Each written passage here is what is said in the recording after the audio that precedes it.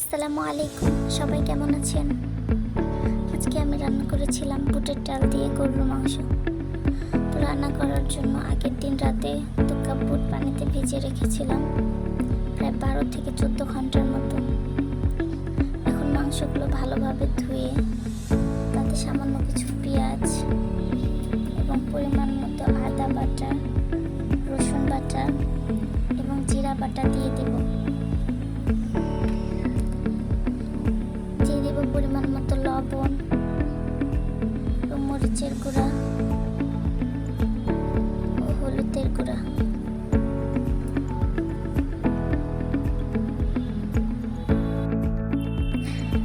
এখন সামান্য তেল দিয়ে মাংসগুলো ভালোভাবে মাখিয়ে নেব।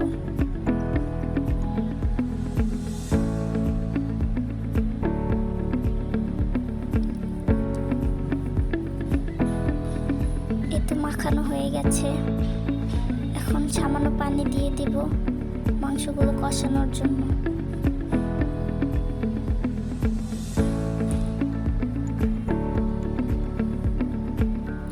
দিয়ে দেব গোটা গোটা এলাচ, দারচিনি, তেজপাতা।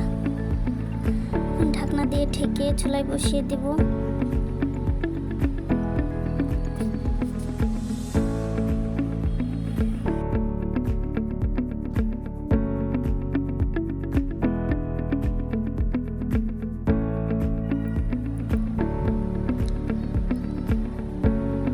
মাংস কষানো হয়ে গেছে।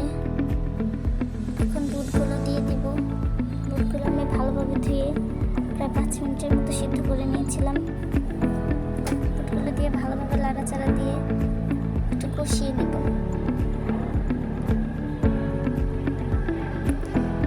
তারপর সামান্য পানি দিয়ে বুটগুলো ঢাকনা দিয়ে রেখে দেবো ভালোভাবে সিদ্ধ হওয়ার জন্য।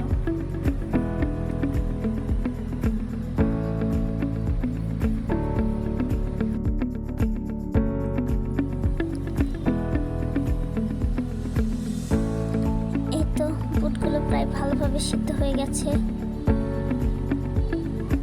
এখন তেলানি দিয়ে দিব।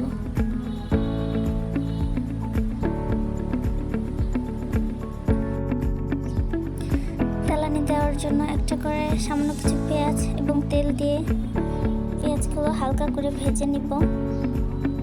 পেঁয়াজগুলো হালকা ভাজা হয়ে গেলে তাতে গোটা গোটা এলাচ, দারচিনি এবং তেজপাতা দিয়ে দেব। পেঁয়াজটা লাল লাল ভাজা হয়ে গেলে তাতে সামান্য জিরা দিয়ে দিব। তো পেঁয়াজগুলো ভাজা হয়ে গেছে। এখন এগুলো ডালের ভিতরে দিয়ে দিব।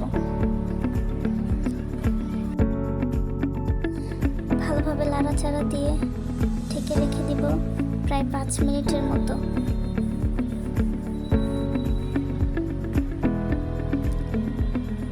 এই তো ডাল প্রায় রেডি।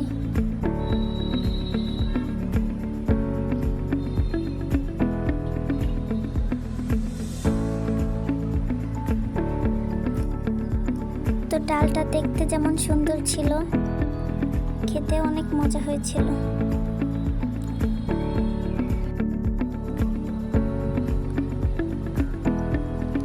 মাশাআল্লাহ, দেখতে কত লোভনীয় লাগছে। তো আপনারা সবাই বলে যাবেন আমার রান্না করাটা কেমন হয়েছে এবং সবাই লাইক ও সাবস্ক্রাইব করে পাশে থাকবেন।